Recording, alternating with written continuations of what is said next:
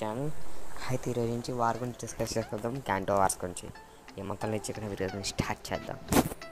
Guys, ఈ పొకెమాన్ war అయితే canto and జోటో region మధ్య జరిగింది ఉండొచ్చు అని థియరీ నడుస్తుంది. ఎక్కడ జరిగింది అంటే క్యాంటో జోటో బార్డర్లో జరిగింది. ఈ వార్ తర్వాత ఇండిగో లీగ్ని అక్కడ బిల్డ్ చేశారు అని, and Indigo league both Kanto and Johto share చేసుకుంటున్నాయి. ఈ వార్ గురించి ఉన్న స్ట్రేంజ్ థింగ్ ఏంటంటే, ఈ వార్లో పాల్గొన్న వారి వయసు ఒక 30 నుంచి 50 మధ్యలో, అంటే మిడిల్ ఏజ్ పర్సన్స్ అయ్యి ఉండొచ్చు అని అంటున్నారు. ఎందుకంటే మీరు రెడ్ అండ్ బ్లూ గేమ్స్ ఆడుంటే, రెడ్ అండ్ బ్లూ గేమ్స్లో ఏమొచ్చి ప్లేయర్ కొన్ని ర్యాండమ్ ట్రైనర్స్ని ఎదుర్కొంటాడు. ఎక్స్క్లూజింగ్ ట్రైనర్స్ ఇన్ జిమ్లో ఉన్న ట్రైనర్స్ కాకుండా దారిలో వెళ్తున్న కొన్ని ర్యాండమ్ ట్రైనర్స్ ఫేస్ అవుతాడు.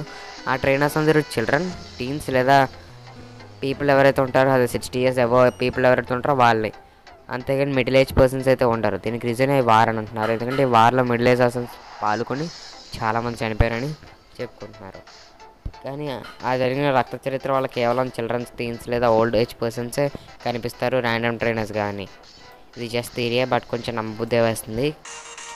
గైస్, ఇదంటే వేరియస్ వెబ్సైట్స్ నుంచి చూసి కలెక్ట్ చేసిన ఇన్ఫర్మేషన్ అయితే ఈ వీడియోని వచ్చి ఎవరు సీరియస్గా తీసుకోండి, జస్ట్ థియరీ. ఓకే గైస్, ఇప్పుడు క్యాంటోలో అండర్ గ్రౌండ్ టనల్స్ ఉంటాయి కదా, అవి ఇంతకుముందు బాంబ్ షెల్టర్స్ అంటే బాంబ్స్ అక్కడ దాచేవారు అంట.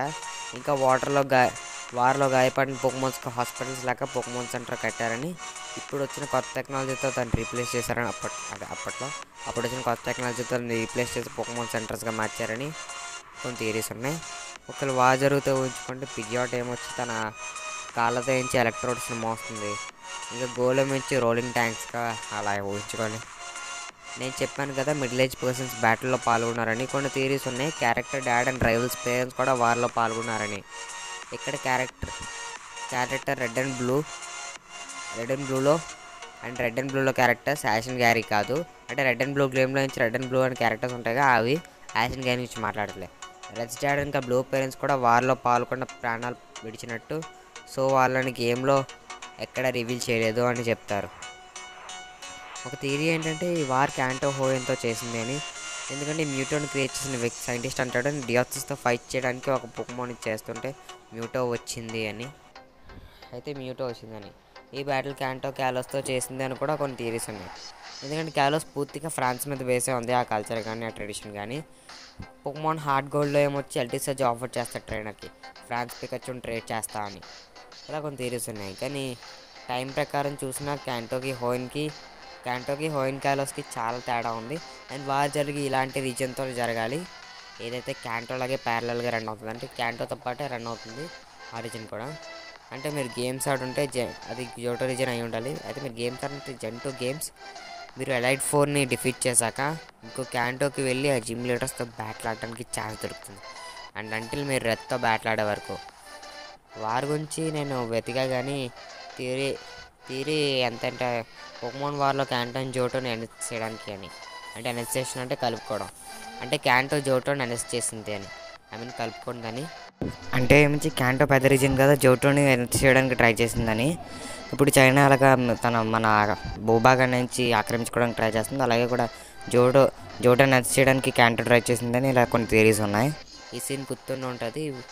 ఇది లుకారియో మూవీలో చూపించిన war scene. Major theory is that ఈ war of Hoenn with Kanto అని. ఎందుకంటే ఈ వార్ క్యాంటోతో జరుగుతున్న వారే అని. బట్ ఈ వార్లో చూస్తే మీరా గ్రౌండ్ టైప్ పొకెమాన్స్ ఉన్నాయి. ఎల్టీసెజ్ ప్లేయర్తో అప్పుడు అంటాడు, నా ఎలక్ట్రిక్ టైప్ పొకెమాన్స్ ఏమొచ్చి ఆ పొకెమాన్స్ని ప్యారలైజ్ చేసింది అని. కానీ ఎలక్ట్రిక్ టైప్ పొకెమాన్స్ గ్రౌండ్ టైప్ పొకెమాన్స్ని ఎలా ప్యారలైజ్ చేస్తాయి? మేబీ ఎల్టీసెజ్ ఎలక్ట్రిక్ టైప్ చాలా స్ట్రాంగ్ కావచ్చు. ఎందుకంటే తనే చెప్పాడు, నా పొకెమాన్స్ని డిఫీట్ చేయడం ఒక పీస్ ఆఫ్ కేక్ కాదు అని. చాలా రీజన్స్ ఉన్నాయి జోటోకి సపోర్ట్ చేస్తున్నాయి. చాలా ట్రై చేశా కానీ వార్ రీజన్స్ అయితే దొరకలేదు guys. Red and blue games నుంచి 1996లో రిలీజ్ అయింది. ఇప్పుడు ఎల్టీసెజ్ బ్యాటిల్లో సోల్జర్ కాబట్టి తను బ్యాటిల్ ఆడుంటే 1990లో జరిగిన గల్ఫ్ వార్లో బ్యాటిల్ ఆడి ఉండొచ్చు, లేదా 1983లో ఉన్న వార్ ఆఫ్ గ్రెనడాలో బ్యాటిల్ ఆడి ఉండొచ్చు అని ఇంటర్నెట్లో సోర్సెస్ దొరికాయి. ఇందులో ఏది నిజమో తెలియదు కానీ బ్యాటిల్ మాత్రం ఖచ్చితంగా జరిగింది. ఈ బ్యాటిల్ అయితే చాలా అన్నోన్. రీజన్స్ ఎందుకు జరిగిందో తెలియదు కానీ చాలా థియరీస్ ఉన్నాయి. ఆ థియరీస్ అయితే చాలా లేవు, రీజన్స్ కూడా లేవు. ఏదో నాకు తెలిసిన చాలా ఇన్ఫర్మేషన్ కలెక్ట్ చేసి ఈ వీడియో చేశాను. ఈరోజు వీడియో ఇంతే గైస్.